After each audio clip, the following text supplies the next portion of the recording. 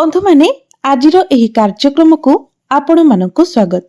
आजिर एही कार्यक्रमटी मकर राशि व्यक्ति विशेष मानक पई बहुत गुरुत्वपूर्ण अटे।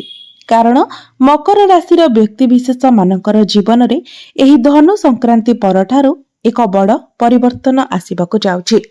कारण एही धनु संक्रांति दिन सूर्य निजर राशि परिवर्तन करिवे एवं एहा परे अन्य केतेक ग्रह मध्य निजर राशि परिवर्तन करिवे, जहा फଳରେ आपणक जीवन रे मध्य एक बड़ परिवर्तन आसिबाकु जाउछि। केते क्षेत्र रे आपणक शुभ फल एवं केते क्षेत्र रे आपणक अशुभ फल मिलिबाकु जाउछि।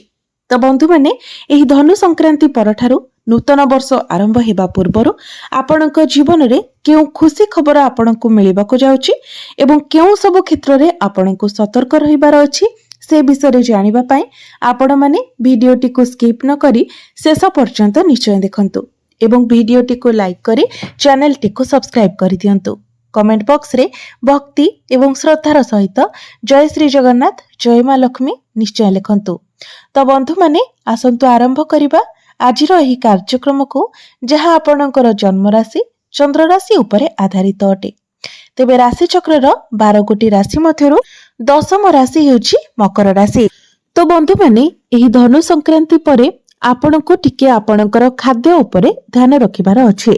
कारण जेहेतु गुरुंकर दृष्टि आपणकर द्वादश भाव उपरे रहुछि, तेनु आपणकर टिके पेट जनित समस्या देखा दे पारे, डाइजेशन रे प्रॉब्लम देखा दे पारे, लिवर एसिडिटी एते प्रति आपणको टिके सतर्क रहिबार अछि।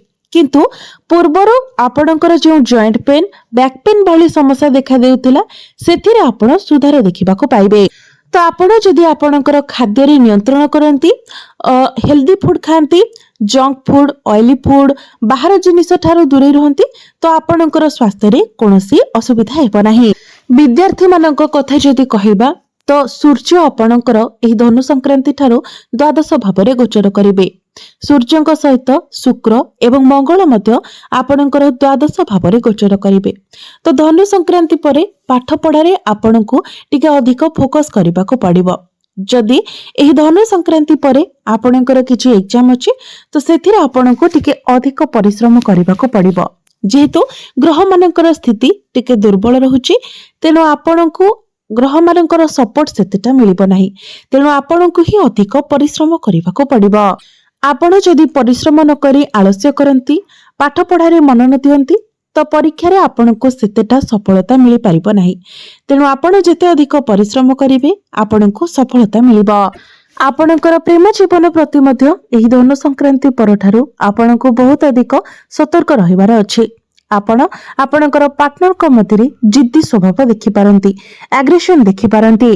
छोट छोट कथा को लेकी आपणक मध्यरे डिस्टर्बेंस होई पारे, वैचारिक मतभेद देखा दे पारे, किछि कारण नथिबो एवं हठात एपरि किछि कथा आसीबो जेउथिपाय आपणक मध्यरे झगड़ा होई पारे।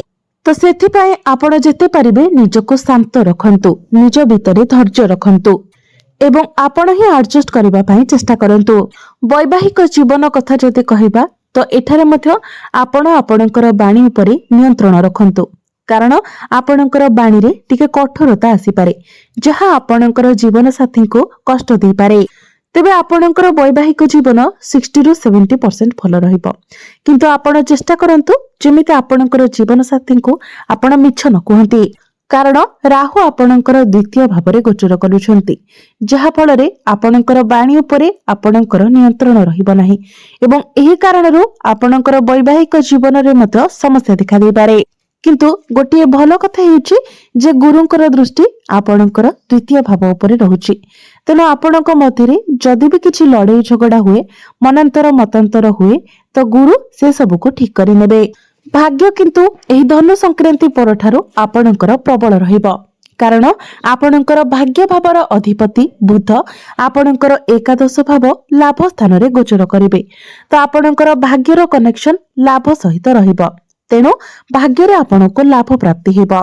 जदि आपण किछि कार्य आरंभ करूछंती एवं जदि सेतिरे कोनोसी बाधा विघ्न आसुछि तो ताहाको डरि न जाय आपण आगको बढ़ंतु।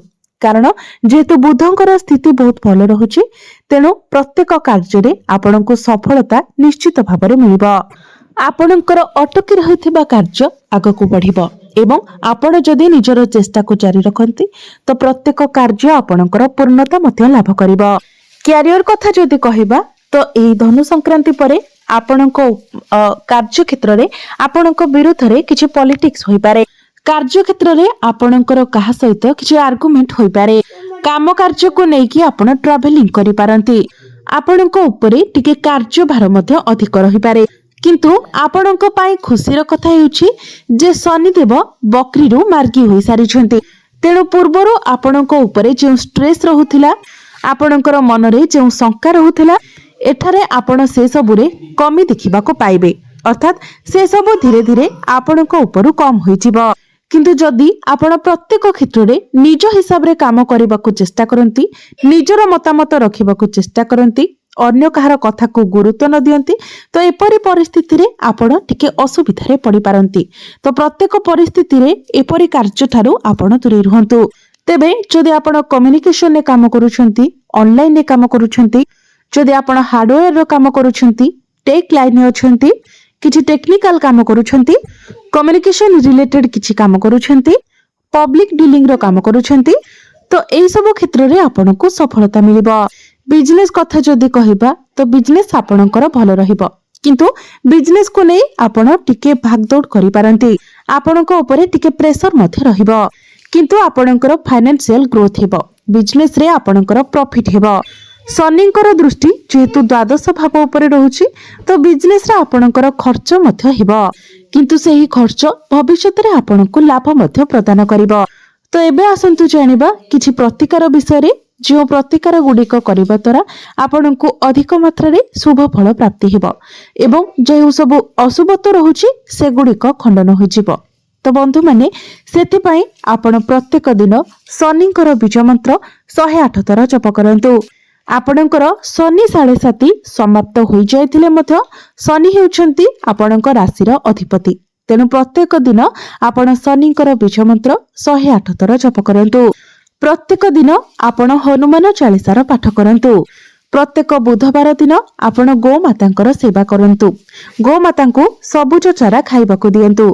जेहेतु आपणकर भाग्य भावर अधिपति हेउछंती बुध तो आपण प्रत्येक बुधवार दिन गणेशंकु दुब मध्य अर्पण करंतु एवं प्रत्येक दिन बुधंकर बीज मंत्र 108 थर जप करंतु। तेबे बंधु माने आपणकर जीवन मंगलमय हेउ एहा ही ईश्वरंक निकटरे मोर प्रार्थना।